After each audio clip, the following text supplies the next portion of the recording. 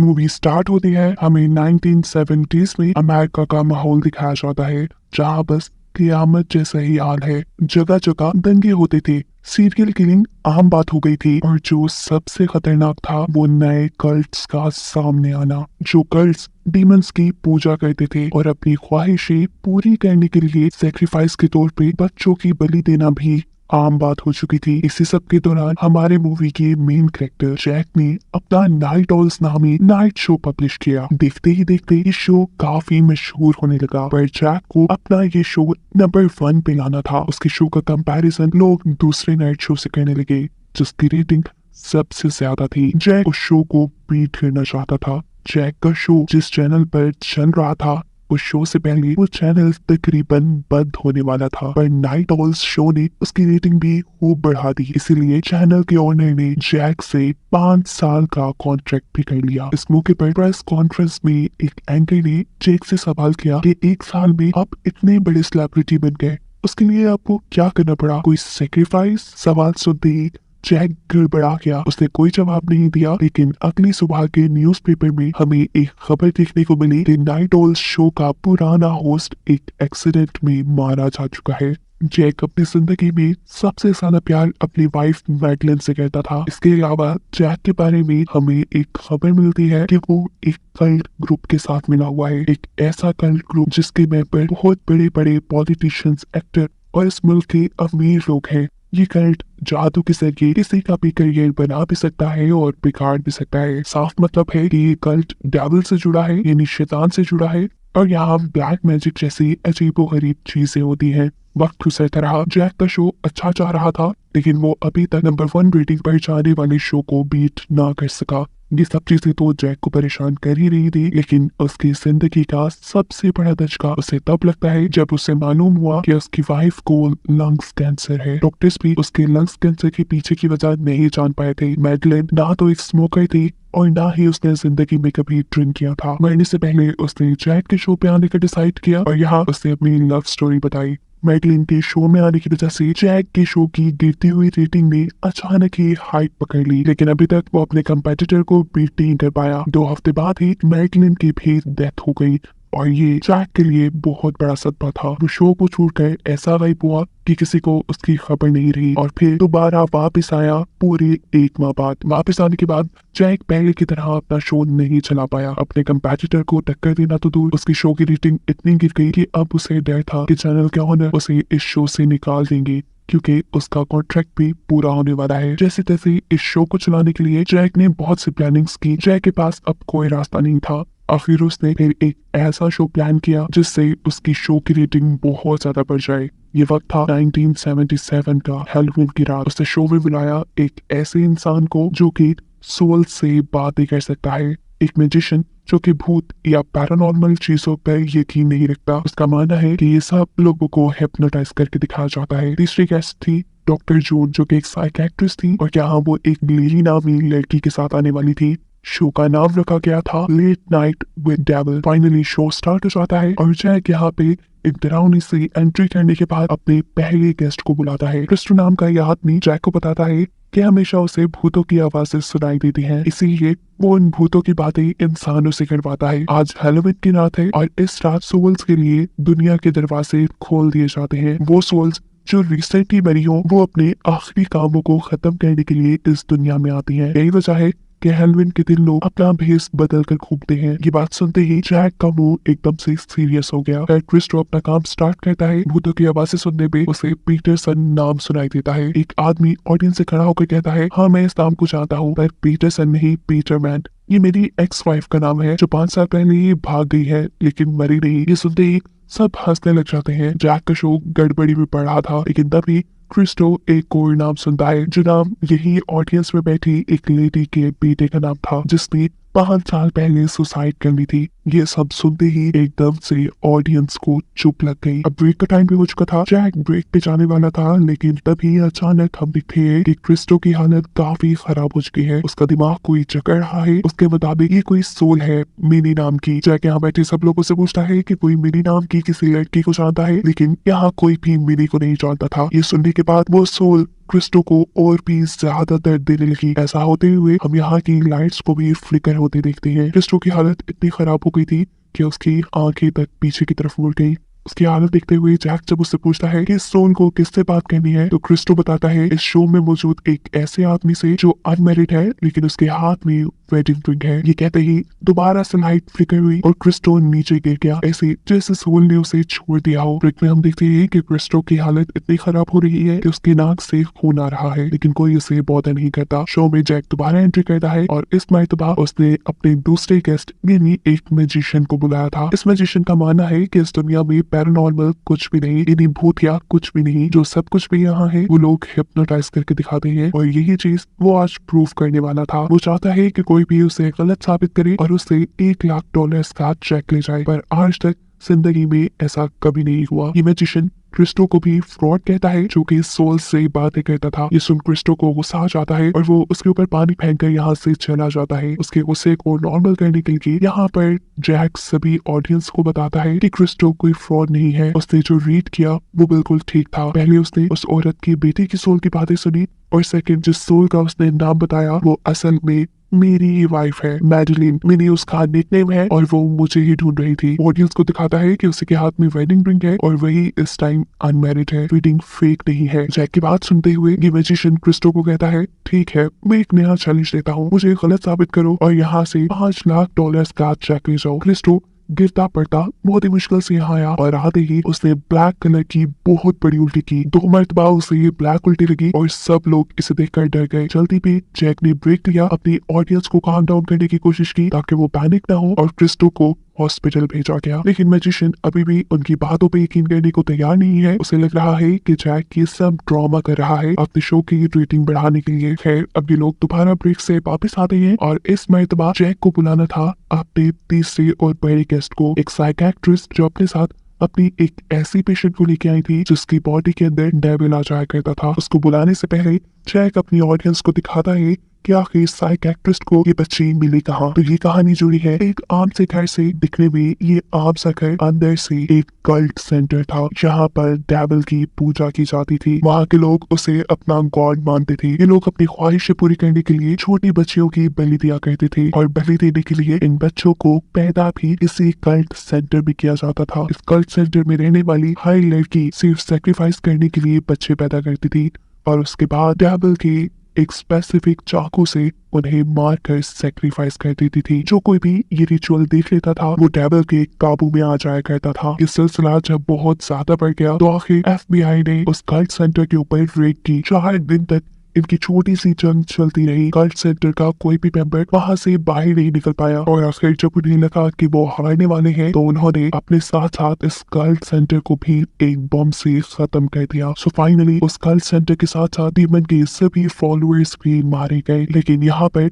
एक 10 साल बच्ची लिली बच गई। इस हादसे के बाद बच्ची की दिमागी हालत कुछ ठीक नहीं थी। इस बच्ची का इलाज करने के लिए उन्होंने डॉक्टर जून से एक साइकियाट्रिस्ट से कांटेक्ट किया। लिली से बात करते हुए साइकियाट्रिस्ट को ये बात पता चली कि लिली के अंदर एक डीमन है या फिर डीमन ने उसे कंट्रोल किया हुआ है। वो लिली के अंदर वाले डीमन से बात करना चाहती थी। बात तो हो नहीं पाई लेकिन लिली बहुत ज्यादा बेकाबू हो गई। लिली के ऊपर ही रिसर्च करने के बाद इस साइकियाट्रिस्ट ने एक बुक लिखी थी कन्वर्सेशन विद द डेविल और उसी की प्रमोशन के लिए आज वो यहाँ इस शो में भी आई थी। फाइनली अब लिली और साइकियाट्रिस्ट ऑडियंस के सामने आती हैं। लिली ऐसे चल रही थी जैसे उसकी बॉडी को किसी और ने कंट्रोल किया हो। उसके बैठने का तरीका, बात करने का तरीका, देखने का तरीका सब अजीब थे। वो लोगों के सवाल खत्म होने से पहले ही जवाब दे देती थी, ऐसे जैसे उसको सारे सवाल मालूम है। उसने अभी तक ऑडियंस या जैक किसी को नहीं देखा था, वो सिर्फ कैमरास में दिख रही थी। पहली मर्तबा वो जब जैक की तरफ मुंह करती है तो उसे कहती है कि तुम शो की टेंशन नहीं लो, जल्दी तुम बहुत ही ज्यादा मशहूर होने वाले हो। ऐसा कहते ही उसने अजीब तरीके से कैमरास की तरफ देखा और उसकी हरकतें देखते ही जैक को ब्रेक लेना पड़ी। जैक जब बैक स्टेज जाने लगा तो इस मर्तबा लिली ने उससे सवाल किया, क्या मैं खूबसूरत नहीं हूँ? उसकी आवाज सुनते ही जैक के कदम रुक गए। उसकी आवाज अब उसकी नहीं किसी और की लग रही थी, शायद मैगलिन की आवाज। उसकी बातें सुनकर जल्दी से साइकियाट्रिस्ट जैक को साइड पे ले जाकर ये शो बंद करने को कहती है। वो उससे कहती है कि हमें लिली के डीमन को इस शो पे नहीं बुलाना चाहिए क्योंकि जरूर कुछ ना कुछ गड़बड़ है। वो कल से तुम्हारा नाम ले रही है मैं तुम्हें बार बार ये बात बताना चाह रही थी, लेकिन मुझे टाइम नहीं मिला। इससे पहले कि लिली तुम्हारे लिए कुछ गड़बड़ी कहती तुम्हें ये शो बंद कर देना चाहिए, लेकिन शो की बढ़ती हुई रेटिंग देखकर जैक उसकी बात मानने से इनकार कर देता है। उनकी इन्हीं बातों के दौरान यहाँ पर शो का प्रोड्यूसर आ जाता है, जो जैक को एक साइट पर ले जाकर उसे बताता है कि क्रिस्टो ब्रेन हैमरेज की वजह से मर गया और इस खबर ने एकदम से उसके सारे हवास खत्म कर दिए थे। इस टाइम उसके लिए सबसे इम्पोर्टेंट ये शो था, इसलिए उसने प्रोड्यूसर को कहा कि यहाँ मौजूद किसी को भी उसके दर्द के बारे में कुछ पता नहीं चलना चाहिए। जैक दोबारा ब्रेक से वापस आकर शो को स्टार्ट करता है और इस मरतबा साइकियाट्रिस्ट से कुछ सवाल करता है, जैसा कि क्या लिली के अंदर जो डीमन है वो ब्रेक्सिस है। जवाब में साइकियाट्रिस्ट कहती है नहीं, मुझे लगता है किसी आम सी लड़की की सोल इस वक्त लिली के अंदर है जो अब्रेक्सिस डीमन को फॉलो करती है। उनकी बातों को मैजिशियंस मजाक में उड़ाने लगा था। जैक मैजिशियन की बातों को इग्नोर करते हुए लिली से पूछता है कि तुमने डीमन का नाम रिगल क्यों रखा हुआ है, जिसके जवाब में लिली कहती है क्योंकि वो अचानक से मेरे दिमाग के अंदर आ जाता है और अचानक से निकल भी जाता है। उसकी बात कहते ही यहाँ पर दोबारा से एक टेक्निकल ग्लिच दिखाई दी, कैमरास फ्लिकर हुए और एक अजीब सी आवाज सबके कानों में पड़ी। ये आवाज इतनी तेज थी कि यहाँ मौजूद सभी शीशे भी टूट गए। एक आदमी ने जब स्टूल को बंद करने की कोशिश की तो उसे बहुत बुरा करंट लगा। मैजिशियन ने जाकर जल्दी से उस साउंड का प्लग बाहर निकाल दिया। मैजिशियन का मानना था कि ये सब जैक का प्लान है, लेकिन लिली यहाँ कहती है कि नहीं, ये मेरे डीमन ने किया है। जैक कहता है अगर तुम्हारा डीमन यही तुम्हारे पास है तो क्यों ना उससे बात की जाए। उसकी बात सुनते ही साइकियाट्रिस्ट घबरा जाती है, क्योंकि कॉन्ट्रैक्ट में ये बात नहीं की गई थी कि शो पे डीमन से बात की जाएगी। जैक अपनी बात के ऊपर अड़ा रहा और यहाँ साइकियाट्रिस्ट कुछ बोल भी नहीं पाई। साइकियाट्रिस्ट ऐसा करना नहीं चाहती थी, लेकिन लिली जब खुद डीमन से बात करने के लिए राजी हो जाती है तो साइकियाट्रिस्ट इस बारे में कुछ नहीं कर सकती। अब तो ऑडियंस भी डेविल को बात करता हुआ देखना चाहते थे। जैक एक और मरतबा ब्रेक पे चला जाता है और यहाँ उसकी टीम का एक मेंबर उसे साइड पर ले जाकर कहता है कि मैं जानता हूँ कि क्रिस्टो मर गया है। अभी ये ग्लिच जो देखी ये सब डीमन कर रहा है ना, अगर ऐसा ही है तो तुम प्लीज इस शो को यही बंद कर दो वरना तुम पछताओगे। लेकिन जैक अपने शो की बढ़ती रेटिंग देखकर किसी की भी बात मानने को तैयार नहीं था। शो दोबारा शुरू होता है। साइकियाट्रिस्ट यहाँ ऑडियंस को बताती है अगर कोई भी डीमन या पैरानॉर्मल चीज यहाँ मौजूद है तो वो कई तरह से अपने आप को जाहिर कर सकती है। यहाँ टेक्निकल ग्लिच हो सकता है, कुछ चीजें टूट फूट सकती है और हमारी दुनिया में उसकी एंट्री लिली के अंदर ही पॉसिबल है। जो भी आप देखें या सुने वो आपको जरूर डरा सकता है। आप उसके काबू में भी आ सकते हैं, लेकिन बेहतर यही होगा कि आप लिली का ध्यान ना भटकाएं। साइकियाट्रिस्ट ने अपना सेशन स्टार्ट किया और यहाँ लिली के अंदर के डीमन को बाहर बुलाया। जैसे साइकियाट्रिस्ट ने कहा था कि जैसे ही डीमन यहाँ आएगा उन्हें कोई ना कोई ग्लिच दिखाई देगी। यहाँ पर कैमरास में ग्लिच दिखाई गई और लाइट्स फ्लिकर हुई। लिली के चेहरे के साथ साथ उसकी आवाज और उसके एक्सप्रेशन भी बिल्कुल चेंज हो चुके थे। ये डीमन साइकियाट्रिस्ट से काफी मरतबा बात कर चुका था, लेकिन अब साइकियाट्रिस्ट उसे इतने सारे लोगों के सामने बुला ले कि उसे यकीन नहीं था। वो इतने लोगों को देखकर घबरा रहा था। साइकियाट्रिस्ट उसे रिलैक्स करते हैं और उससे कहते हैं कि हम तुमसे तुम्हारे मकसद जानने के लिए बात करना चाहते हैं और कुछ भी नहीं। ये बात सुनते ही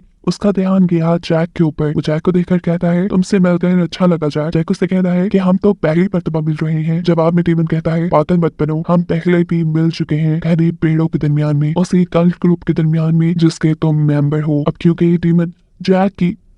डीमन जैक की पर्सनल बातें बताने लगा था, इसलिए साइकियाट्रिस्ट चाहती थी कि डीमन अब यहाँ से वापस चला जाए, लेकिन डीमन उसकी बात नहीं मानता। वो यहाँ पर पूरी ऑडियंस को जैक और साइकियाट्रिस्ट की दोस्ती के बारे में बता देता है। ये सुनते ही साइकियाट्रिस्ट को इतना गुस्सा आया कि उसने डीमन को ही थप्पड़ मार दिया। ऐसा करते ही वो शदीद गुस्से में आ गया और यहाँ पहली मर्तबा सिर्फ चंद लम्हों के लिए उसने अपना डीमन वाला चेहरा सबको दिखाया। सभी ये देखकर डर गए, यहाँ तक कि साइकियाट्रिस्ट खुद भी। अब साइकियाट्रिस्ट अपने गले में पहना एक लॉकेट दिखाकर कोई अजीब सा मंत्र पढ़ने लगी जिससे वो इस डीमन के खतरे से बच जाए। लेकिन डीमन इन मंत्रों को सुनने के बाद भागने के बजाय खुद ही साइकियाट्रिस्ट के साथ ये मंत्र पढ़ने लगता है। दोबारा ये लड़की अपना चेहरा जैक की तरफ करती है और उससे पूछती है तुमने ऐसा कैसे करने दिया जैक। इस मर्तबा उसकी आवाज एक लड़की जैसी लग रही थी, मानो उसके अंदर मैडलिन की रूह आ गई हो। अचानक से यहाँ पे एक बिजली की लहर दौड़ी और हम नीली के चेयर को आसमान में उड़ता हुआ देखते हैं। ऐसा होते ही जैक ने ब्रेक ले ली। उसके शो के प्रोड्यूसर ने उसे बताया कि उसकी शो की रेटिंग बहुत तेजी से बढ़ रही है। उसने अपने कंपेटिटर को भी बीट कर दिया है और पूरा मुल्क उसे देख रहा है। इस चीज ने उसकी सारी टेंशन भुला दी। वो बहुत ज्यादा खुश था, लेकिन फिर उसके दिमाग में एक बात आई कि आखिर में लिली की आवाज उससे मैडलिन जैसे लगी। उसकी बात सुनते ही प्रोड्यूसर कहता है कि अगर ये मैडलिन होती तो जरूर तुम्हें यहाँ अप्रिशिएट करती। जैक ब्रेक से वापस आता है और यहाँ पे जो मैजिशियन था वो ऑडियंस से कहता है कि अभी जो सब आप लोगों ने देखा, डेविल का चेहरा, उसकी आवाज, ये सब झूठ है और मैं ये प्रूफ करके रहूंगा। ऐसा करने के लिए वो एक आदमी को अपने सामने बुलाता है। उसने यहाँ पे एक पेंडोलम निकाला और उससे सभी को, ऑडियंस को, जैक को, यहाँ तक कि कैमरा से दूर बैठी ऑडियंस को भी हिप्नोटाइज कर दिया। यहाँ मैजिशियन अपने सब्जेक्ट से कहता है कि तुम्हें वॉर्म्स से डर लगता है, मैं जानता हूँ। क्या तुम जानते हो कि वॉर्म्स इंसानों के जिस्म में भी होती है? उसके ये कहते ही अचानक ही इस आदमी की बॉडी में कुछ होने लगा। उसने अपनी गर्दन पे हाथ लगाया तो उसकी गर्दन से अजीबो गरीब वॉर्म्स निकल रहे थे। उसने अपना पेट फाड़ा तो वहां से भी लगातार वॉर्म्स निकल रहे थे। ये देखकर सभी लोग घबरा गए सिवाय डेविल के। डेविल तो लगातार हंस रहा था। मैजिशियन अब अपनी हिप्नोटिज्म तोड़ने की कोशिश करता है लेकिन वो नहीं टूटता। सिचुएशन काबू से बाहर होती जा रही थी। इस आदमी की आंख फटकर भी वहां से एक बड़ा सा वॉर्म बाहर निकल आया। फिर तब यहाँ पर मैजिशियन ने कुछ वर्ड्स बोले जिससे सारी सिचुएशन काबू में आ गई और उसने दिखाया कि इस आदमी को कुछ भी नहीं हुआ था। ये जो वर्म्स सबने देखे ये असल में उसकी हिप्नोटाइजेशन की वजह से थे। वो आदमी बिल्कुल सही सलामत था। मैजिशियन यहाँ कहता है कि मैंने वो किया जो आप लोगों के साथ यहाँ साइकियाट्रिस्ट ने किया था। मैंने आप सबको हिप्नोटाइज करके वही दिखाया जो मैं दिखाना चाहता था। अभी मैजिशियन सच बोल रहा है कि नहीं, ये बात प्रूफ करने के लिए ये लोग कैमरास में रिकॉर्ड हुई वीडियो को रिवाइंड करते हैं, जहाँ वो देखते हैं कि ऑडियंस ने जितना कुछ देखा था वो वाकई ही उसकी हिप्नोटाइजेशन की वजह से था। अब जैक कहता है कि साइकियाट्रिस्ट ने भी ये सब हकीकत में किया है। इस चीज को भी प्रूफ करने के लिए कैमरास की वीडियोस को ही रिवाइंड करना चाहिए और इस मर्तबा रिवाइंड करने पे उन्हें पता चलता है कि जितना सब कुछ भी ऑडियंस ने पहले देखा था, डेविल की आवाज, वो सब सच था। अब जो फुटेज रिवाइंड की गई थी उसमें जैक को नजर आई मैडलिन की रूह, जिस देखकर वो परेशान हो गया क्योंकि मैडलिन का चेहरा दुखी था। ये सब देखने के बाद जैक बिल्कुल सुन रह गया। वो बिल्कुल रिस्पॉन्स नहीं कर पा रहा था। जैक जैसे ही होश में आया उसने यहाँ पे लिली को देखा। लिली की बॉडी से जैसे बिजली निकल रही थी। एकदम से उसका चेहरा दरमियान से दो हिस्सों में डिवाइड हो गया जिसके अंदर से आग निकलने लगी। जरूर ये डीमन था। उसे काबू में करने के लिए शो का एक आदमी जब उसे गॉड के नाम से डराने वाला था तब ये डीमन उसका गला मोड़कर उसे मार देता है। जब साइकियाट्रिस्ट अपने गले में पहना हुआ लॉकेट दिखाते हुए उसे कंट्रोल करने के लिए सामने आई तो उसने उस लॉकेट की मदद से ही साइकियाट्रिस्ट को हवा में लटका दिया और ऐसे उसकी लॉकेट की वजह से ही उसका गला कटकर उसकी भी मौत हो गई। ये सब चीजें देखकर अब तो मैजिशियन भी ये मानने लगा था कि इस दुनिया में पैरानॉर्मल चीजें होती है। वो यहाँ अपना चेक निकालता है तो डीमन उसका चेक भी चला चुका था, जिसके बाद उसने मैजिशियन को भी अंदर से जला दिया। इस सब के बाद डीमन ने अपने आप को कैमरास के पास कर लिया। स्क्रीन एकदम से ब्लैंक हो गई और बस कैमरास में से डीमन को निकलता हुआ दिखाया जा रहा था। अचानक ही शो में ब्रेक आ गई। ब्रेक जब खत्म हुई तो जैक ने अपने आप को उस शो में ही पाया। उसे बात समझ आ गई थी कि वो इस शो में फंस चुका है, इसीलिए वो ऑडियंस को कहता है कि प्लीज इस शो को यही बंद कर दो। अचानक ही अब वो उस लम्हे में पहुंच गया जब उसने चैनल के ओनर के साथ कॉन्ट्रैक्ट किया था। जब प्रेस कॉन्फ्रेंस में एक एंकर ने उससे सवाल किया था कि आपने इसके लिए क्या सेक्रीफाइस किया, तो इस टाइम चैनल का ओनर उसे कहता है कि जैक का सेक्रीफाइस अब शुरू होगा। यहाँ पर उस कल्ट के दो मेंबर आए जिसके साथ जुड़ा हुआ था। वो जैक को उठाकर उसे एक डीमन के सामने ले आए। यहाँ उसे एक ड्रिंक पकड़ाई गई। जो ड्रिंक पीते ही अचानक से सीन बदलकर उसे बेड पे लेटी हुई मैडलिन दिखाई दी। इसका मतलब था कि जैक ने अपनी सक्सेस के बदले मैडलिन को ही सेक्रीफाइस किया था। लेकिन इस रिचुअल से पहले जैक को ये बिल्कुल मालूम नहीं था कि उसे सक्सेस के बदले अपनी वाइफ को सेक्रीफाइस करना पड़ेगा।